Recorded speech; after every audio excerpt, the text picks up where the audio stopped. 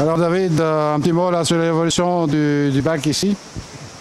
Oui, donc là on peut voir, bon, et maintenant ça fait quelques mois qu'il tourne, je pense qu'on doit approcher les 6 mois. Donc on voit évidemment la croissance des coraux, ça c'est un bon chemin. On a eu quelques semaines, bon, il y a maintenant 3 mois de ça à peu près, où il a tourné un petit peu moins bien, mais bon, il n'y a pas, hein, on n'arrive pas à avoir un bac qui tourne à 100% en 2 mois de fonctionnement. Donc il faut le temps évidemment que la biologie tourne comme elle devrait, c'est-à-dire tout ce qui est bactéries, tout ça. Maintenant, je dirais que ça se passe bien, on a un bon développement au niveau des coraux, les poissons ça se passe très bien aussi. Ça grandit très bien. Au niveau technique, pas vraiment de gros changements. On a toujours donc un gros écumeur. Donc au niveau écumage, ça c'est toujours important.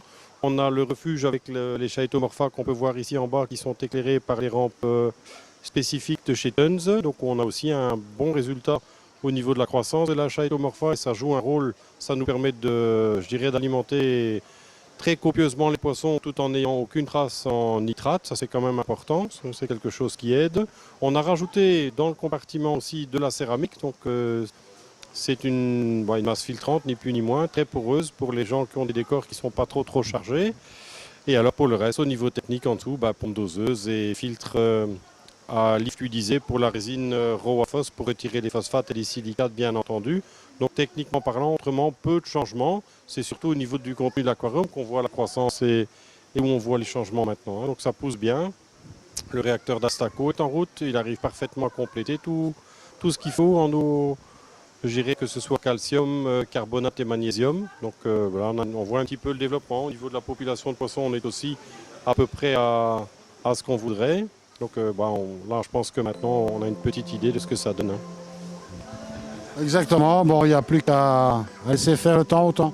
Voilà, maintenant, il faut laisser pousser. Et puis, on a déjà commencé à droite à gauche. Ceux qui grandissent un peu trop pour aller commencer à chatouiller les voisins, on les rebouture et on installe les petits pieds à droite à gauche. Tout à l'heure, on parlait de la partie décoration branchue. Là, maintenant, on a une meilleure idée de ce que ça peut donner avec le recul. Parce que c'est vrai qu'au début, quand on voyait que les branches et les pierres, ça semblait un peu particulier comme décor. Mais maintenant qu'on voit les acroporas qui poussent un peu partout dessus, ça donne une meilleure idée du volume et de ce qu'il y a moyen de faire avec ces décors où on a une combinaison de pierres classiques et branchues. Exactement.